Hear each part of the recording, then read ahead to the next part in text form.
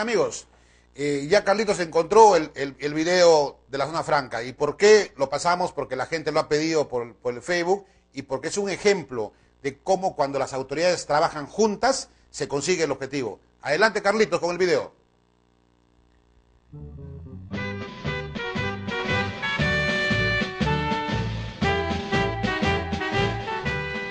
El presidente Alejandro Toledo anuncia la creación de la zona franca de Tacna. Vengo a anunciarles con profundo orgullo que mi gobierno ha tomado la decisión de instalar una zona franca comercial, industrial y turística. El Ejecutivo no cumplió lo prometido.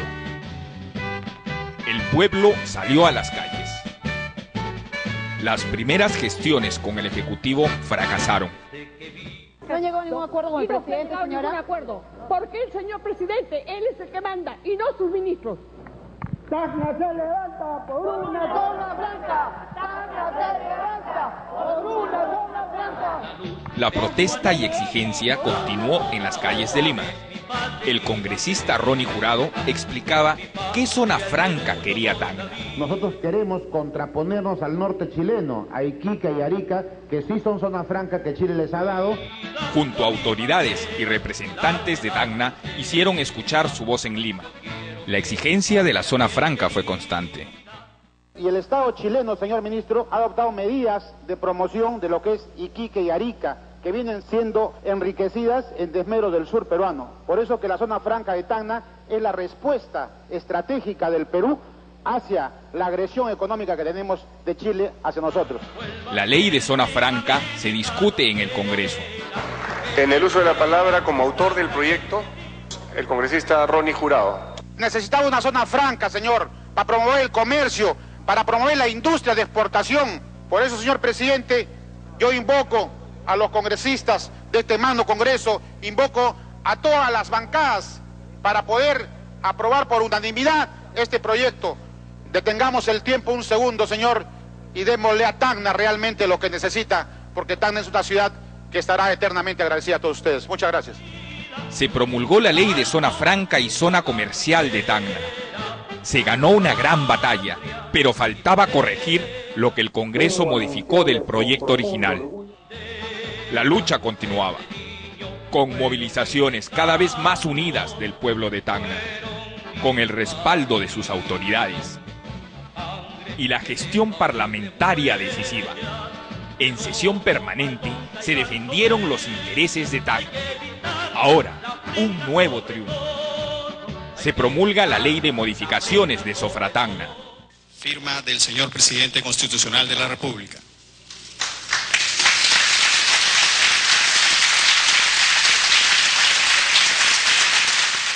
Este es un trabajo que lo hemos hecho juntos.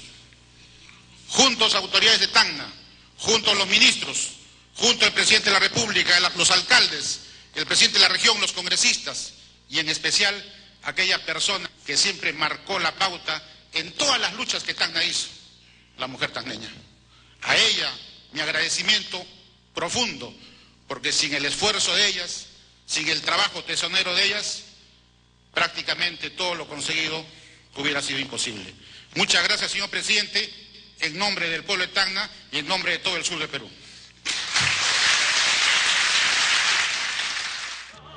Zona franca y zona comercial de Tacna, una conquista de la unidad del pueblo de Tacna. Esta es una demostración palmaria, amables televidentes, que cuando se trabaja de manera unida, los congresistas, el presidente regional, el alcalde provincial, las sociedades patrióticas, los gremios empresariales, los colegios profesionales, se logran los objetivos. Yo soy una de las personas que cree y apuesta en la unidad y por la unidad. Así se consiguió la zona franca. Fue el trabajo de todos, pues nos juntamos para trabajar. Yo era parlamentario, yo podía tener diferencias con el señor Julio Alba Centurión, que era presidente regional, pero en el tema de Tacna tenía que ponerme de acuerdo con él, con Jacinto Gómez, con Lucho Torres, con los colegios profesionales, como han visto en el video. Esa es la forma de trabajar. Creo que la sociedad, creo que el pueblo de Tacna exige unidad de sus autoridades en estos momentos que no hay, lamentablemente, la unidad. Bueno, otro tema que yo quería también tocar con ustedes es el tema de La Haya. Ya se viene la sentencia de la Corte Interamericana de La Haya, y por la información que tengo yo, va a ser favorable para el Perú, y en especial para Tacna. Tacna va a recuperar una porción de mar que actualmente la viene usurpando el vecino país de Chile. Y esa zona del mar es una zona muy rica en anchoveta, es una zona muy rica en minerales y es una zona muy rica en petróleo. Yo creo que hay que esperar pacientemente que salga la sentencia y luego trabajar de manera armoniosa entre peruanos y chilenos. Y creo que con esto se pondría fin a una serie de saldos históricos que hemos tenido, porque hay que recordar la historia. El tema de La Haya viene como un saldo de la infausta guerra del Pacífico que comprometió a Chile, Bolivia y Perú. Perú y Bolivia nos enfrentamos con los chilenos. Bolivia perdió su litoral, que era Antofagasta, el Perú perdió Iquique y Tarapacá, y luego Tacna y Arica pasaron a ser controlados y administrados por Chile por un periodo de 10 años. Así decía el Tratado de Ancón, firmado en 1883. Lamentablemente, el vecino país del sur nunca tuvo la voluntad de hacer el plebiscito después de 10 años, o cumplidos los 10 años, para que ambas poblaciones de Tacna y Arica pudieran decidir democráticamente a qué país pertenecer. En lugar de quedarse por 10 años con estas dos provincias, se quedaron casi por 50 años. El Estados Unidos, que era el país garante del Tratado de Ancón, envió a un embajador, a Pershing, para poder seducir a los chilenos a que hagan el famoso plebiscito. Nunca lo hicieron. Luego vino el embajador Lassiter de Estados Unidos y confirmó que no había voluntad política de los chilenos para hacer este plebiscito. Y después de 49 años y meses, un 28 de agosto de 1929, el presidente Leguía firmó el Tratado de Paz y Amistad con Chile, que se conoce como el Tratado del 29, donde Arica pasó a ser definitivamente de Chile y Perú recuperó a Tacna. Pero en ese tratado, amables televidentes, no se habló absolutamente nada de lo que es la frontera marítima. Se dijo que el territorio comenzaba en el punto Concordia, ¿no? Porque ese punto es un punto imaginario, porque la marea baja y sube, baja y sube. Por eso que el hito 1 está como a 200 metros del mar, ¿no? Si no, el mar lo destrozaría. Entonces, del punto Concordia comienza la división territorial entre Perú y Chile. Pero nunca se habló del tema del límite marítimo. Por eso que yo recuerdo claramente el 2 de abril del año 2001, los señores de Chile colocaron un torreón de vigilancia dentro del suelo peruano. A mí me tocó hacer la denuncia correspondiente porque yo era parlamentario en ejercicio, era congresista de la República, representante de Tacna. Muchos dijeron que se trataba de un acto político o politiquero, pero yo tuve que tomar una decisión trascendental y lo denuncié. Inmediatamente que hicimos la denuncia, gracias a Radioprogramas del Perú, al señor Emilio Vargas, que era corresponsal de RPP, ¿no? Y al señor Maldonado, Víctor Maldonado, que era periodista de Radio Tacna, me consiguieron ellos una entrevista en vivo y en directo con Radioprogramas del Perú, que estaba Guido Lombardi como conductor, y ustedes saben que Lombardi es tacneño. Una vez que hice la denuncia, esto provocó el efecto de una bomba atómica. Inmediatamente todos los canales de televisión del Perú, de Chile, los corresponsales extranjeros, me buscaron para entrevistarme y fueron hasta el mismo punto. Al día siguiente, el día 3 de abril, fuimos en 2 buses hasta el hito 1, 2 buses que se dio gratuitamente un empresario conocido de Tacna, cuyo nombre es David Ríos. Él puso 2 movilidades totalmente gratuitas para poder bajar hacia la frontera y poder ver in situ con todos los periodistas de Tacna que lo que yo había dicho era verdad. Así fue. El presidente de la República en ese momento era el señor Valentín Paniagua Corazao. Me llamó por teléfono a través de su decán, me puso al habla con el presidente y Valentín Paniagua me preguntó 2 cosas nada más. La primera me dijo si yo estaba 100% seguro de que el torreón de vigilancia estaba dentro del territorio peruano, a lo que yo respondí favorablemente que sí. Y luego me hizo la segunda pregunta, me dijo: Ronnie, te pido, por favor, que des un mensaje a la población de tranquilidad, de paz, y que dejemos en manos de la Cancillería del Perú el reclamo que vamos a hacer, y me pido que vaya a Lima a entrevistarme con él.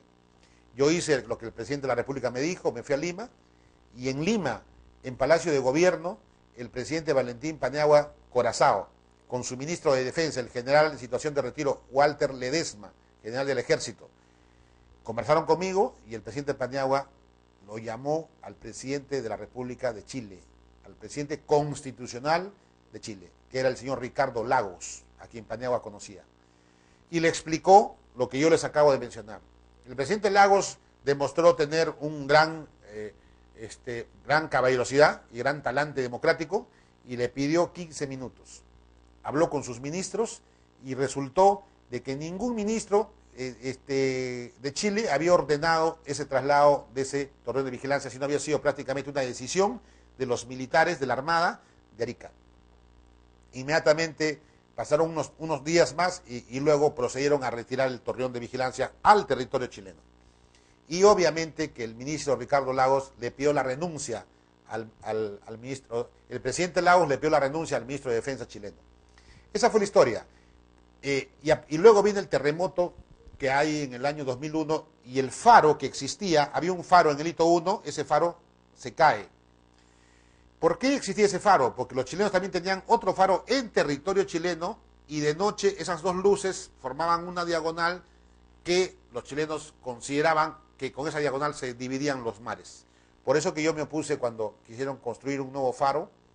Yo me puse en Cancillería porque yo no estaba de acuerdo, ni estoy de acuerdo, con que el límite marítimo sea el que ha impuesto Chile. Por eso es que acudimos a la Corte Internacional de La Haya. Por eso es que estamos hoy día esperando una respuesta de la Corte Internacional de La Haya para que diga cuál va a ser el límite marítimo entre Perú y Chile. Y yo espero, como ciudadano, como persona, como peruano, que La Haya dé un veredicto que pueda ser el resultado de la división de los dos mares, para que cada nación tenga la parte proporcional de lo que corresponde dividir. Es decir, ese mar que está bordeando Tacna y Arica, que se parte exactamente en dos, en una línea equidistante o llamada bisectriz, y que pueda hacer la separación de los mares y que cada uno pueda trabajar en paz y armonía. Eso es lo único que nos falta para terminar ya esta historia, este pasado difícil que nos tocó vivir a todos los peruanos en una guerra en la que no tuvimos arte ni parte, porque en 1879 el Perú no limitaba con Chile, el Perú limitaba con Bolivia, y Bolivia tenía Antofagasta, que era una provincia costera y que producía mucho salitre. Consecuentemente, dentro de Antofagasta operaba una firma de capitales ingleses y chilenos. Y cuando el presidente de Bolivia, el general Hilarión Daza, le sube el impuesto al salitre que los chilenos exportaban, que se producía y se explotaba en Antofagasta, le sube 10 centavos por quintal, comienza la guerra. Por eso que muchos historiadores dicen es la guerra del salitre o la guerra de los 10 centavos, porque le subió 10 centavos. Y Daza no debió subir los 10 centavos, en primer lugar, porque había ya una especie de convenio económico que habían firmado. Y en segundo lugar, Bolivia se despreocupó tremendamente de una provincia tan importante como era Antofagasta y no la pobló de bolivianos. En ese tiempo en Antofagasta había más chilenos que bolivianos y peruanos. Habían peruanos, sí, que trabajaban en las canteras y de salitre, pero había mucho chileno. Por lo tanto, a la hora que sube el impuesto Bolivia hacia Chile, inmediatamente los chilenos colocan 3 barcos de guerra en la rada de Antofagasta, y Bolivia, fíjense, Bolivia le declara la guerra a Chile, no Chile a Bolivia. Pero obviamente poniendo los barcos en territorio boliviano ya era una declaratoria de guerra tácita e implícita. Y ahí comenzó esta historia. Y el Perú se vio en la gran encrucijada de hacer respetar un tratado de ayuda mutua que se había firmado con Bolivia el año anterior.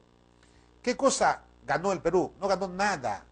Ese tratado de ayuda mutua con Bolivia nos hizo perder a nosotros, porque el presidente Mariano Ignacio Prado, que luego se fugó del país como se fugó Fujimori, el presidente Mariano Ignacio Prado no tuvo la inteligencia de un estadista y un estratega de permanecer neutral, porque el presidente de Chile, el señor Aníbal Pinto, le pidió al presidente del Perú, Mariano Ignacio Prado, que sea neutral, nada más, y Chile no se metía con Perú, pero sí se metía con Bolivia y se iba a agarrar buena parte de Bolivia.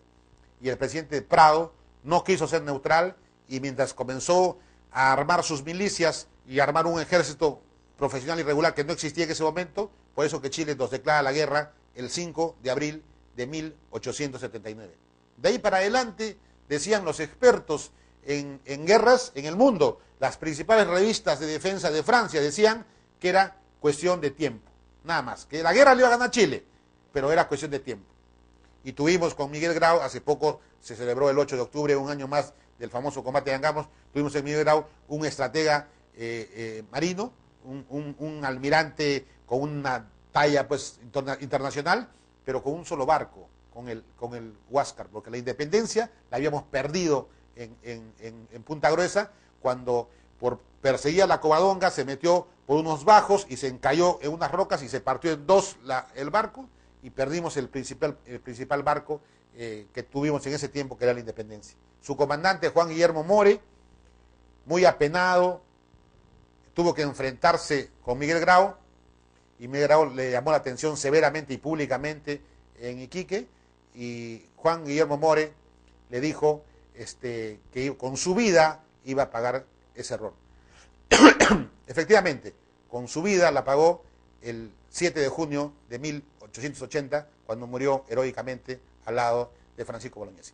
Bueno, esta es una historia que le hemos querido contar porque tiene que ver con el límite marítimo, y creo que si la Corte de la Haya dice ya muy bien, esta es la división de los mares, se acabó toda la historia y comenzamos a hacer más lazos de amistad con Chile, porque estamos en la cuenca del Pacífico, porque somos dos países que estamos creciendo, y porque tenemos que trabajar en paz y armonía, y porque también sabemos que acá a Tacna llegan pues de 5 a 6 mil chilenos diariamente a almorzar, a comer, a hacerse atender con un dentista, con un médico, hacer turismo, a comprar. Y por supuesto que tenemos que aprender, porque hoy día las guerras ya son económicas. Tenemos que ser un país mucho más grande.